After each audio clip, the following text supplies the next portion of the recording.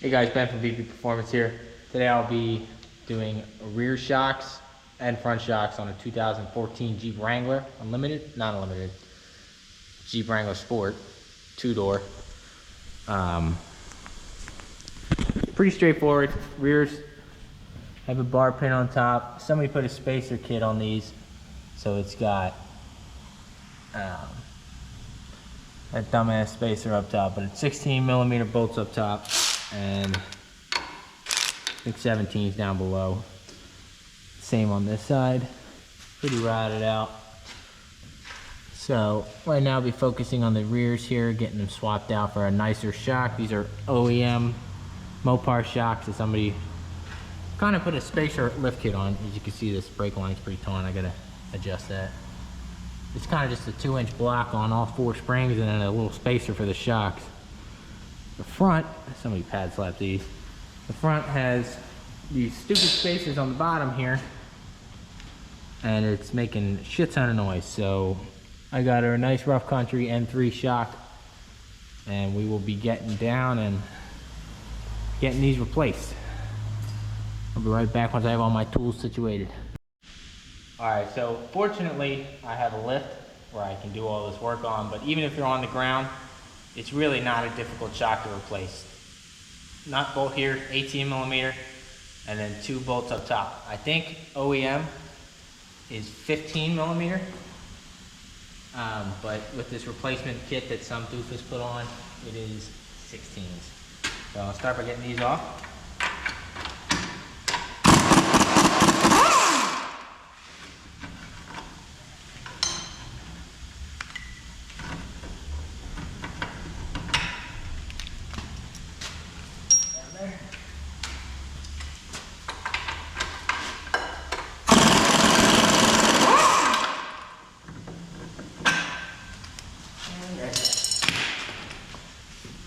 This is my snap-on gunmetal gray brushless long neck 3/8 drive ratchet. Part number CTR 867 gunmetal GM.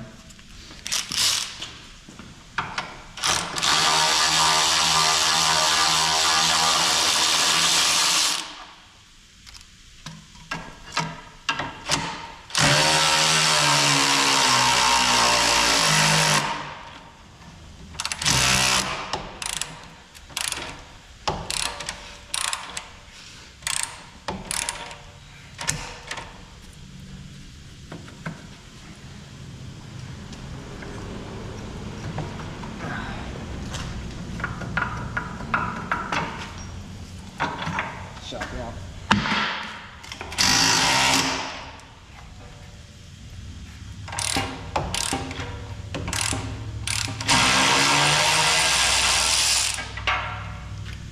See, it's this piece of crap metal spacer on top of these shocks.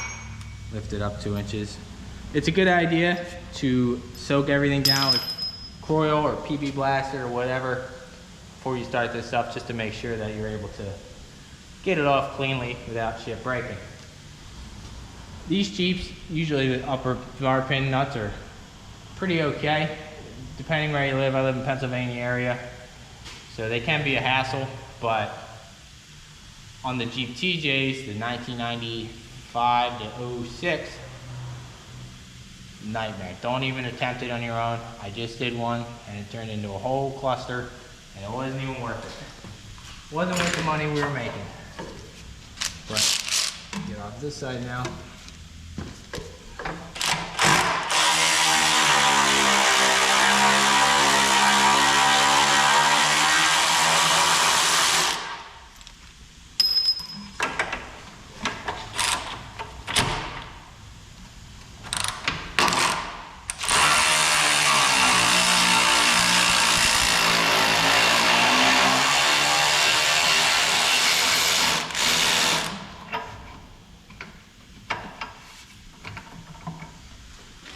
Alright, I don't know if you saw that, but I just smacked myself in the face with this ratchet.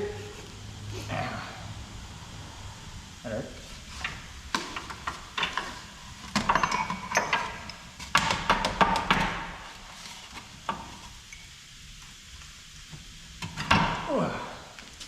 These rusty piece of crap Mopar shocks.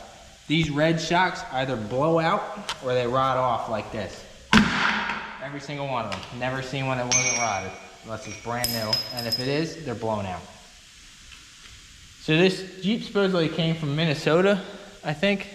That's why it's all rusty underneath. And obviously they weren't paying attention when they did this kit, because they never replaced this track bar. And so when you lift it, it shifts everything to the left. When you level it down, you let it all go, it settles out. So I gotta figure out which size bolt these are, because the new kit doesn't need those. So these are the shocks we'll be replacing those crappy Mopar ones with. They're Rough Country 0 to 3 inch lift kit shocks. Here's the part number. Rough Country 23144. Reasonable price, just about $100 a set, so it cost me about $200 total. And now we'll be putting these things in. Alright, so best way in my opinion is to get these one side started, and you can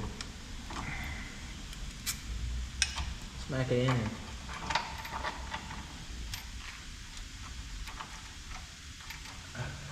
And you should be able to get the other side going. Alright, so see how easy that was? Now I'm gonna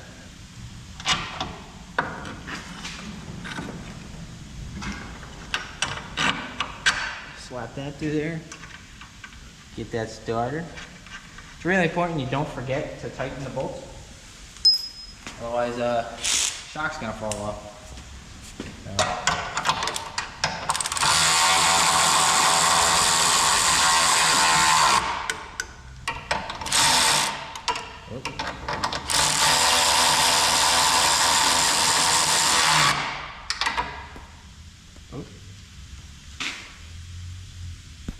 As I say, it's a Jeep, and be careful.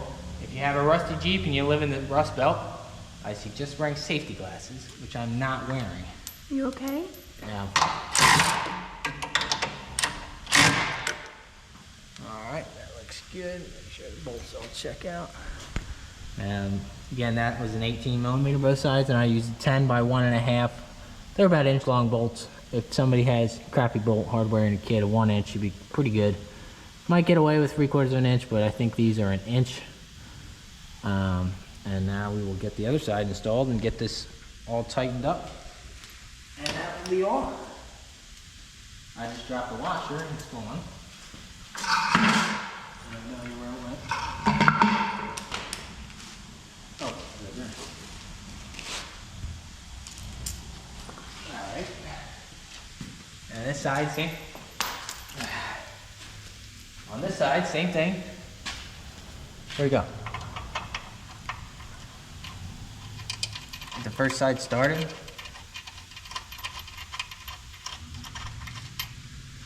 And you can slide it in.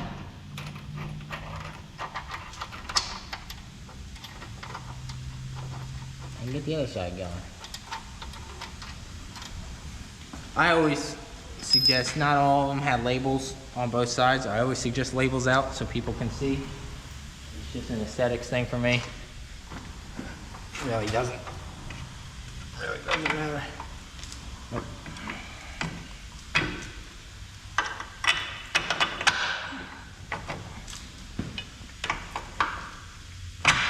There you go.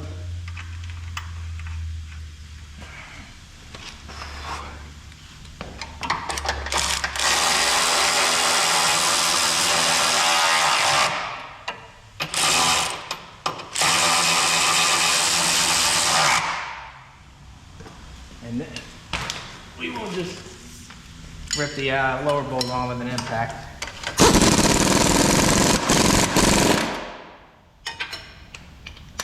Same on this side.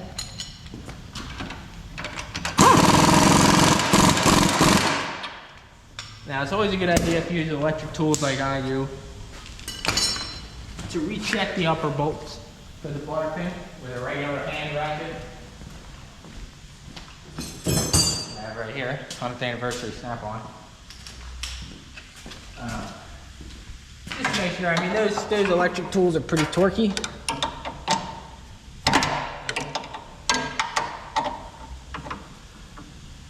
But you never know.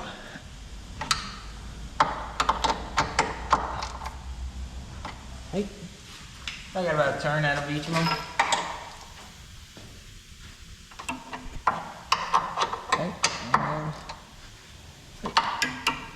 Okay, let's hit this one.